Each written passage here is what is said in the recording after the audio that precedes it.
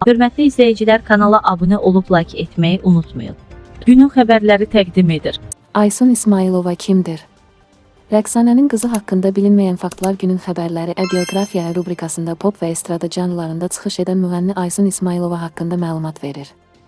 Aysun İsmailova tanınmış Azərbaycan müğənnisi Rəqsanə İsmailovanın qızıdır. O, 1995-ci il oktyabrın 5-də Bakıda anadan olub. Aysun İsmailovanın təhsil və musiqi karyerası. Aysun İsmailova musiqi təhsilini inkişaf etdirmək üçün müxtəlif kurslarda və təlimlərdə iştirak edib. Onun musiqi karyerası isə anasının izi ilə gedərək başlayıb.